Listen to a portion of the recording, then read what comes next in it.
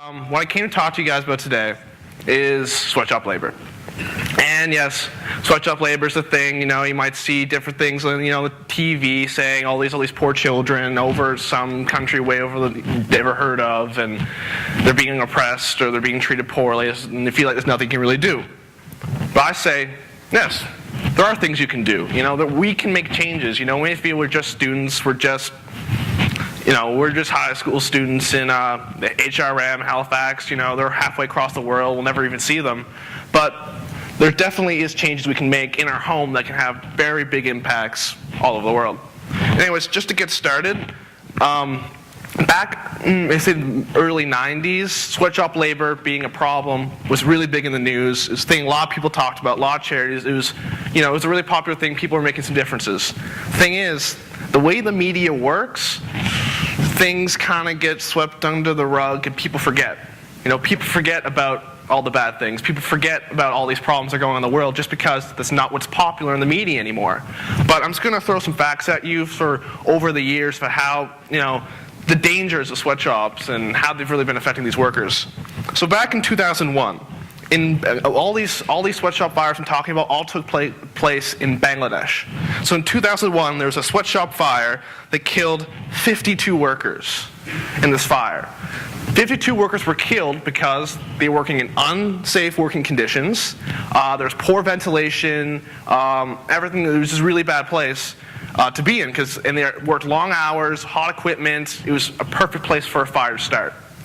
So when this fire happened, it's tragedy. Hundreds of other people were hurt. Luckily, it was only 52 people were killed.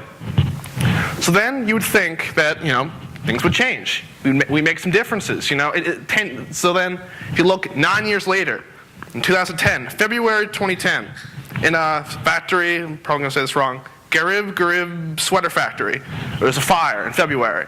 21 workers were killed. When the fire started, they ran to the emergency exits and to find the fire exits to escape and found they were locked.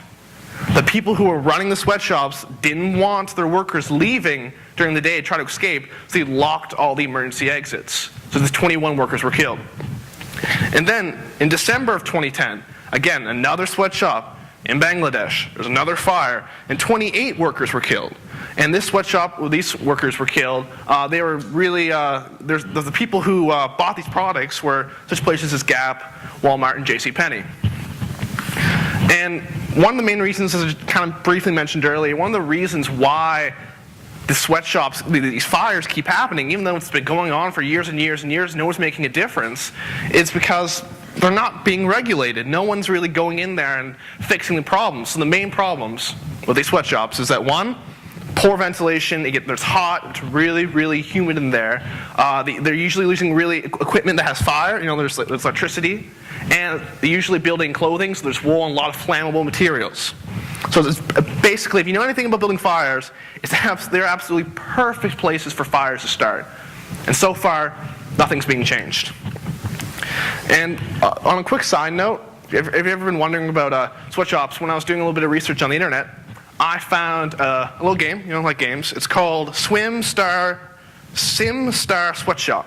And it's a game where it simulates the conditions of working in a sweatshop.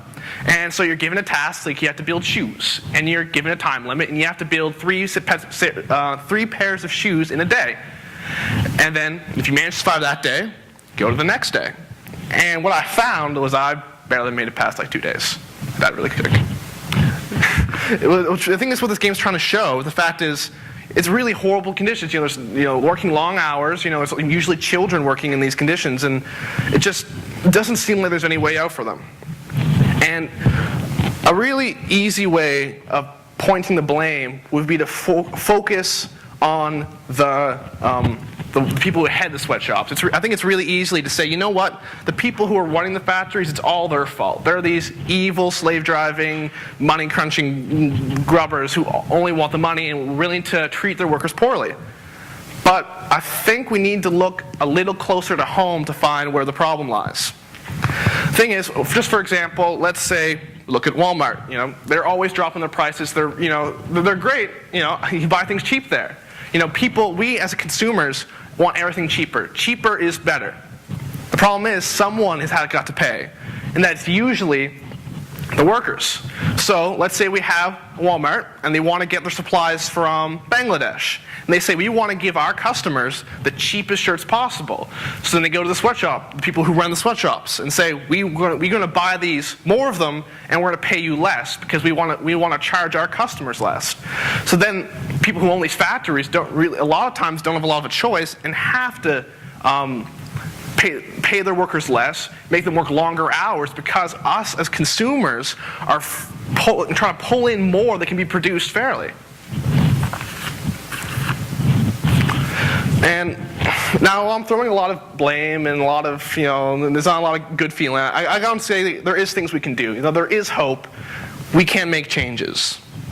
And when doing a little research, we found that in Ontario, there was a school board, a Catholic school board, and a few students got together and went and talked to the school board and got the entire school board to change where they got the clothes given in the schools. They got all the schools in their entire school board to get their t-shirts, all their school clothing, their sports supplies, all of that being from equitable, fair trade companies. And by looking at this even more, we actually found that about 5 years ago, there was a group of students from Cole Harbour High that actually went to the HRSB, got a plan put in place so that all clothing for all the schools in the HRSB will be made under safe working conditions. The problem is, there's a little bit of turbulence, a little bit of stuff got swept under the rug, and then everyone forgot. No changes were made. So what I'm proposing today is that we, people who are part of the HRSB, I don't know how grammar school works, I don't know if they're actually part of that, I don't really know how that works, we can make changes where we get our clothing from. If we come together and we talk to the school, we talk to our teachers, talk to our principals, we can make sure the clothing that we wear in our schools, some people have uniforms, some people just have pride clothing, sports equipment, sports jerseys. If we can get those from more equitable sources, I think we can definitely make a serious change. So I'm just going to wrap things up quickly. So in my school, a few weeks ago, our class, my professor, Mr. Seychelles, came to my IB class suggesting that, telling us about the fires in Bangladesh and suggesting that maybe we can make a difference. So now we're spreading into our school, we're talking to our student council, we're talking to the school board. So I suggest, if you guys are thinking, hey, maybe we can change something about the clothing in our school too, come talk to me, okay? Try to find me, because if you don't, I'm coming anyways, so it might just make things a little bit easier. Anyways, thank you for your time. You guys all have a great day.